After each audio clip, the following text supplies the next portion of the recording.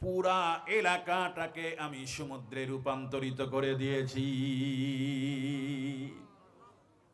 ওই জন্য রাত্রের সন্ধ্যাবেলায় দেখছো সবুজ শ্যামলে ঘেরা বিশাল এলাকা, সকাল বেলায় আর দেখো না মরুভূমি ধুধু করতেছে।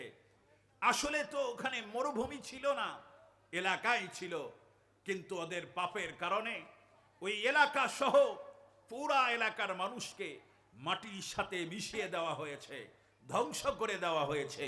পুরা এলাকাটাকেই, দেশটাকেই পৃথিবীর মানচিত্র থেকে মুছে ফেলা হয়েছে।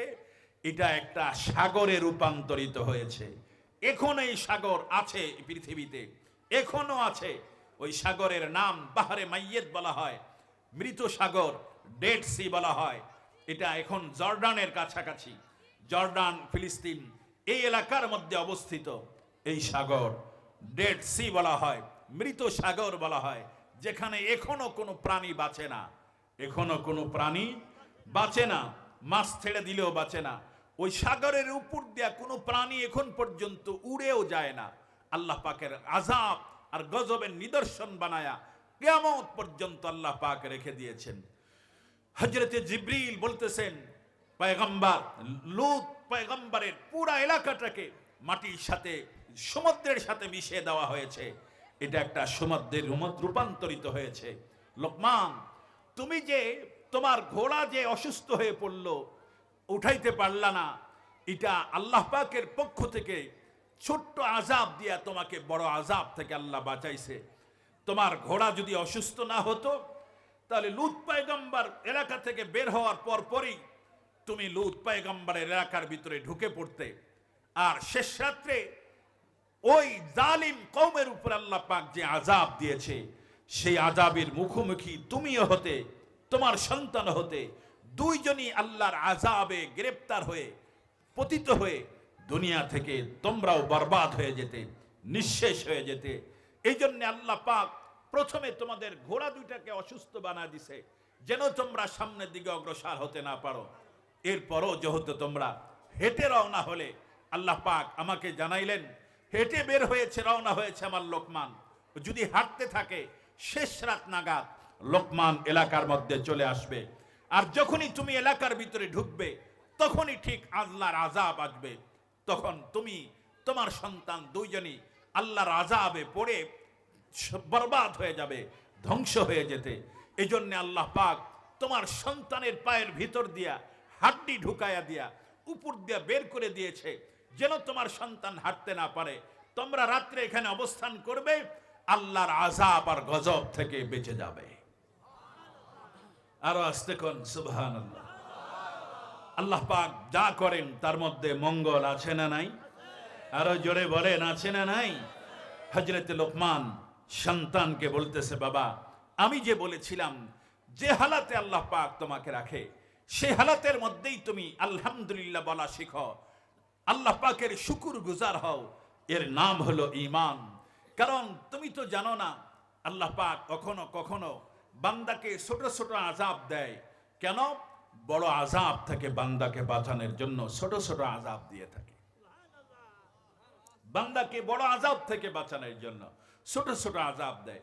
এই জন্যে মুসিবত আসলে হতাশা হয়, হতাশাগ্রস্ত হওয়া যায় না, ঠিক না, বরং মুসিবতের মধ্যে সবর করা, আল্লাহ পাকের দরবারে শুকর গুজার হওয়া। কথা বলেন, ঠিক না? আল্লাহ পাক কোরআনে কারীমের মধ্যে বলছেন, ওয়ামা আসাবাকুম মিন মুসিবাহ ফাবিইজনিল্লাহ। যা মুসিবত তোমার কাছে আসে, এটা আল্লাহর হুকুমেই আসে। কার হুকুমে? আরো জোরে বলেন, কার হুকুমে? আল্লাহর হুকুমে আসে। কেন আসে মুসিবত? অনেক কারণ আছে মুসিবতের। বান্দার উপরে, মুমিনের উপরে মুসিবত কেন আসে? আল্লাহ পাক মুমিনকে ধ্বংস করে দেওয়ার জন্য মুসিবত দেয় না, মুমিনকে হালাক করে দেওয়ার জন্য মুসিবত দেয় না। মুমিনকে তো আল্লাহ মহব্বত করেন, ভালোবাসেন, তো মুমিনকে ধ্বংস করবেন কেন? মুমিনের উপরে মুসিবত কখনো ধ্বংস করার জন্য আসে না। মুমিনের উপরে মুসিবত আসে কেন? এক নাম্বার কারণ হলো মুমিনকে আল্লাহ সতর্ক করে দেন, শাসন করেন, মুসিবত দেয়।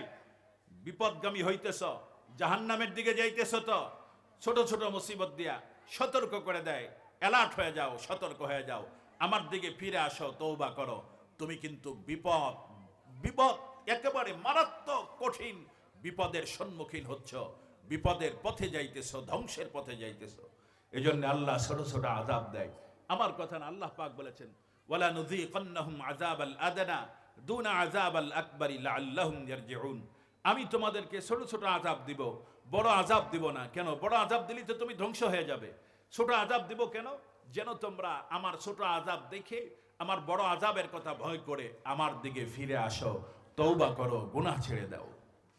সুবহানাল্লাহ বলে আরো জোরে বলেন না সুবহানাল্লাহ। এটা এক নাম্বার কারণ। দুই নাম্বার কারণ হলো আল্লাহ পাক কখনো কখনো বান্দাকে আযাব, ছোট ছোট মুসিবত দেয়। কেন? বড় বড় মুসিবত থেকে বান্দাকে বাঁচানোর জন্য ছোট ছোট মুসিবত দেয়। যেমন আমি লোকমান হাকিমের কথা বললাম, ছোট ছোট মুসিবত দিয়ে আল্লাহ তাআলা বড় মুসিবতের হাত থেকে বাঁচায়া দিয়েছে। সুবহানাল্লাহ বলে।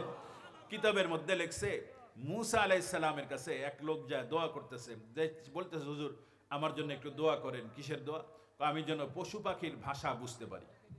মুসা আলাইহিস সালাম কয় না, এটা এই দোয়া চাইও না, অন্য কিছু চাও। কয় না, আমার জন্য এই দোয়া করেন, আমি যেন পশু পাখির ভাষা বুঝতে পারি। তো মুসা আলাইহিস সালাম দোয়া করলেন, আল্লাহ ওকে পশু পাখির ভাষার বোঝার যোগ্যতা দাও। তো পশু পাখির ভাষা বুঝে।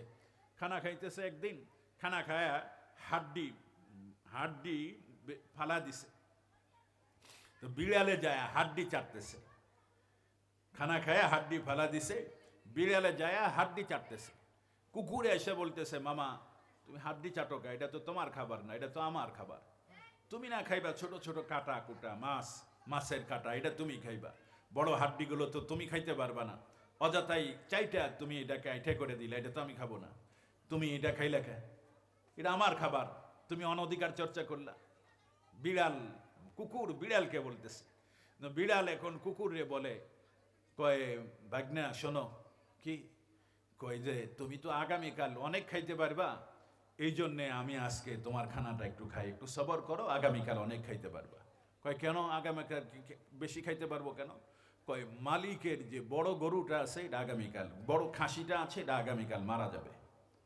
তো এটা মরে গেলে তো আমি তো মরা গরু খাই না, মরা খাসি খাই না, তো এটা তো তোমার খাদ্য, তুমি খাইবা।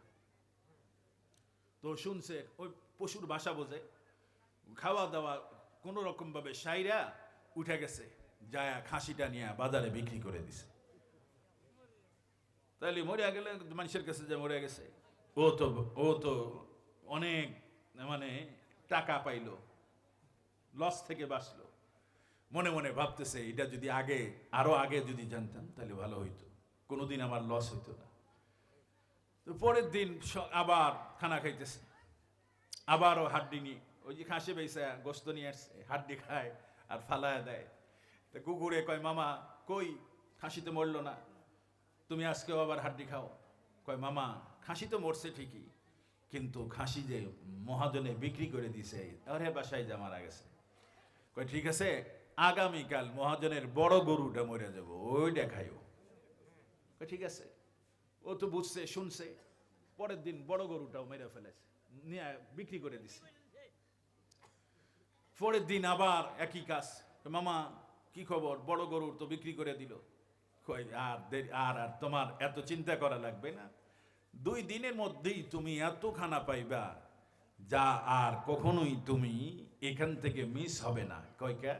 কয় আগামীকাল মহাজনই মরে যাব, আগামীকাল মহাজনই মরে যাব। এখন মহাজন যখন মরবো, ওরা বেসবো কনে? আর কোনো বুদ্ধি আছে? কথা বলেন, কোনো বুদ্ধি আছে? আর কোনো বুদ্ধি নেই। দৌড়াইয়া গেছে নবীর কাছে, মুসা আলাইহিস সালামের কাছে, নবী গো আমি তো আগামী 2 দিন পর মরে যাবো গা। কে বলছে? কয় কুকুরে বলছে, বিড়ালে বলছে, আমি শুনছি, আমি তো ভাষা বুঝি। আপনি দোয়া করেন আল্লাহ তাআলা যেন আমার একটু হায়াত বাড়ায়া দেয়। মুসা আলাইহিস সালাম কয়, আল্লাহ ওর হায়াত বাড়ায়া দেওয়া যায় কি একটু? আল্লাহ কয় যে না, ওর হায়াত তো আরো 10 বছর বাঁচত। আমি ওর উপরে একটা মুসিবত আসতেছিল, ওই মুসিবতটা দিয়া আমি ওর থেকে বড় মুসিবতটা হটাইতে চাইছিলাম, যে মুসিবতে পড়ে ও মরে যাবে। এই মুসিবতটা হটানোর জন্য প্রথমে ওর ছাগলটা মারতে চাইছিলাম, কিন্তু ও তো বিক্রি করে দিল, বেশি বুঝলো, বিক্রি করে দিল। পরে ওর গরুর উপরে মুসিবত দিতে চাইলাম, যে গরুটা দিয়া ওর হায়াতটা বাড়ায় দিই, তো গরুটাও বিক্রি করে দিল, এটাও মরল না। এখন তো মুসিবত ওর নিজের জীবনের উপরে আসছে, এইটা আর এখান থেকে আর বাঁচার কোনো উপায় নাই। এই জন্যে আল্লাহ তাআলা বান্দাকে কখনো মুসিবত দেয়, ছোট মুসিবত দিয়া বান্দাকে বড় মুসিবত থেকে হেফাজত করে। আবার কখনো কখনো বান্দাকে মোহাব্বত করে, এই জন্য মুসিবত দেয়। এই জন্য দুনিয়াতে যাকে যত বেশি মোহাব্বত করছেন আল্লাহ, তাকে তত বেশি মুসিবত দিছে। দুনিয়ার মধ্যে সবচেয়ে বেশি মোহাব্বত করছেন আল্লাহ তাআলা নবীদেরকে। কথা বলেন ঠিক না? এই জন্য পৃথিবীর সবচেয়ে বেশি মুসিবত আল্লাহ তাআলা নবীদেরকে দিছে। আর নবীজি বলেন, আমি সব নবীদের সর্দার, যেহেতু আমাকে আল্লাহ সকল নবীর থেকে বেশি মোহাব্বত করেন, এজন্য নবীজি বলেন সকল নবীকে আল্লাহ তাআলা যে পরিমাণ মোহাব্বত মুসিবত দিছে, আমাকে একাই আল্লাহ সেই পরিমাণ মুসিবত দিছে। নবীজির পুরা জিন্দগিটাই মুসিবত ছিল। এত মুসিবত আল্লাহ তাআলা নবীকে দিয়েছেন কেন? নবীকে অপছন্দ করেন এই জন্যে? কষ্ট দেওয়ার জন্য না। মুসিবত দেন কেন? তার দাম, তার ইজ্জত, তার মর্যাদা বাড়ানোর জন্য। যে যত বেশি পরীক্ষা দেয় তার প্রমোশন তত বাড়ে। কথা বলেন ঠিক না? যে যত বেশি পরীক্ষা দেয় তার প্রমোশন তত বাড়ে। নবীজি সবচেয়ে বেশি পরীক্ষা দিয়েছেন আল্লাহর রাস্তায়, এজন্য নবীজির মর্যাদা পৃথিবীতে সবচেয়ে বেশি। এই জন্য মহতারাম হাজরিন, আমি আর সামনের দিকে অগ্রসর হব না।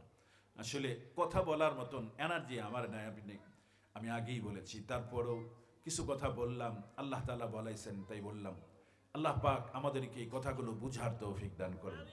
হার হালাতের মধ্যে আমরা আল্লাহর উপরে রাজি থাকব, খুশি থাকব। পারবো না ইনশাআল্লাহ? সবাই পারবো না ইনশাআল্লাহ?